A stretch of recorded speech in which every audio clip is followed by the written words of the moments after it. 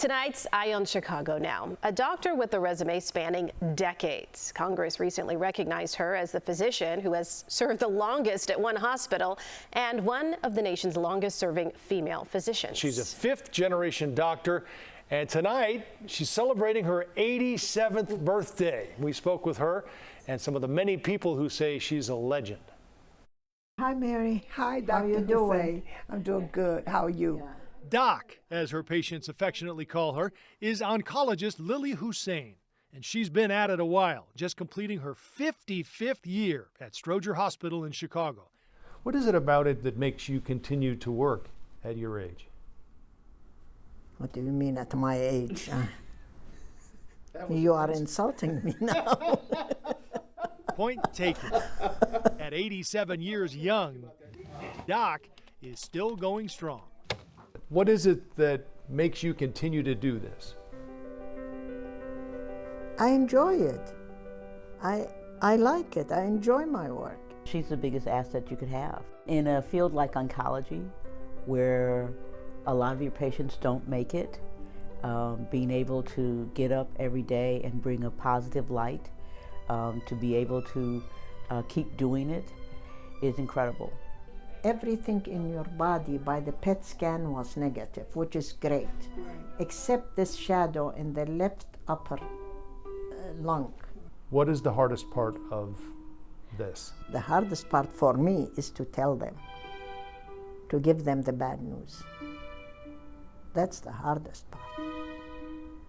When they tell you, so you mean I can't be cured? You mean I'm dying? You can heal a dying patient. You can? Yeah. You can, make them comfortable, make them feel okay, make them accept their thing. That's part of healing. Lily Hussein came to the U.S. in 1965, leaving behind turmoil in her native Iraq. She started here in 1972, back when it was called Cook County Hospital. And when I came here, I fell in love with the place. They were a type of patient that you felt you were doing something for them. You were helping somebody. I'm wondering, what is it when you look back at all you've accomplished that you're the most proud of? My children. My children.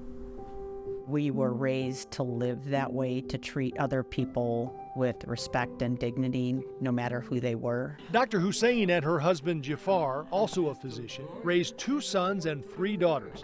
We asked them, what was this powerhouse of medicine like as a mom? Inspiring, tough but fair, set a high bar. I did end up following in her footsteps. Part of it, of course, was because I've seen her passion for it. And her kindness. And if she heard that, the neighbor down the street's husband has cancer, she's making soup for him that night. She's raised 5 kids. She's come home after work, cooked, cleaned, made our clothes, worked with us on our homework. We don't know whether it was COVID.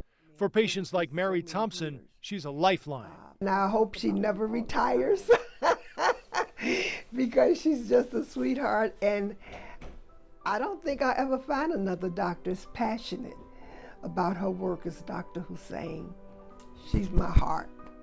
How do you deal with the emotional connection you must establish with a lot of your patients? You put yourself in their place. You think, if I am, and I always tell them, if I was in your place, I would do this. If I have somebody in my family with I would do that. And Dr. Hussein is definitely one of those old school physicians. You don't consider yourself a legend around here because a lot of other people do. No, I'm not a legend. That's funny. Legends, you think of the legends of Greek legends or... How would you describe yourself? A doctor. I'm just a doctor. As for retirement, that's not in Dr. Hussein's vocabulary. Among her patients, by the way, were famous and infamous. As a resident, she delivered the first child of singer Mary Travers of Peter, Paul and Mary, and she treated mass murderer John Wayne Gacy while he was a prisoner at Cook County Jail. She's pretty much done it all. And again, we mentioned it earlier, it's her birthday today, so we wish her a happy 87th. What an absolute treasure and joy to talk with her. I was so moved by so much of our conversation about life, the inevitability of death, which is something she faces almost every day with her patients. And her patients are so thankful to have her. She gives her cell number to all of her patients. Oh, I love that. Incredible. Erica, when I came back from that interview, I was telling you about it and playing you clips of it, and I was just so blown away by her. What a treasure. And to see this all come together and hear her whole story with her family is really incredible. And she seems like she has the perfect balance of strength and this compassion. Oh, yeah. That just makes she's not done yet.